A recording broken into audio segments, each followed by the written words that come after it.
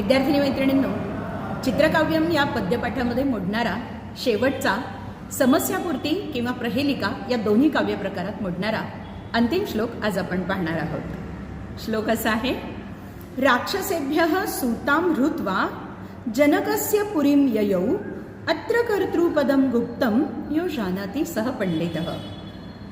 श्लोकार्थ असा आहे, राक्षसांकडून मुलीला पळवून जनकाच्या पुरीला गेला, येथे करता गुप्त आहे, जो जाणतो तो पंडित।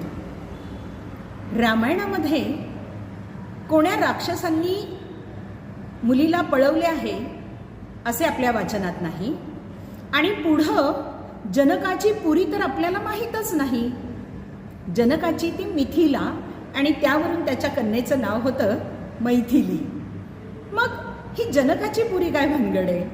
हो, हाच तर खरा श्लोक आहे। राक्षसेभ्यः या शब्दाचा अर्थ आपण चतुर्थी आणि पंचमीचं बहुवचन न घेता एक समास आपल्याला यामध्ये सोडवायचा आहे, आणि ज्यासाठी आपली शब्दसंपदा चांगली पाहिजे। राक्षसेभ्यः यामध्ये दोन पदं आहेत, राक्षसानां इभ्यः। इभ्यः या शब्दाचा अर्थ राजा, आणि राक्षसांचा राजा अर्थात रावण हा शब्द आपल्याला कळला की श्लोकच सुटला, कोडच सुटलं। राक्षसानां इभ्यः, राक्षसांचा राजा, जनकस्य सूतां हृत्वा, जनकाच्या मुलीला पळवून पुरीं ययौ, श्रीलंकेला गेला। हे तर आपणा सर्वांना ज्ञात आहे आणि आपलं कोडही सुटलेलं आहे। श्लोक अर्थ असा, राक्षसांकडून न घेता राक्षसांचा राजा जनकाच्या मुलीला पळवून पुरी अर्थात श्रीलंकेला गेला, येथे करता रावण हा आहे।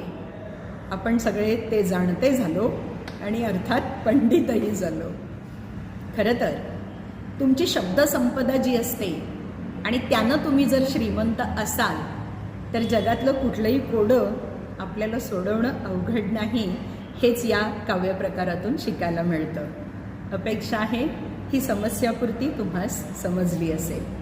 धन्यवाद।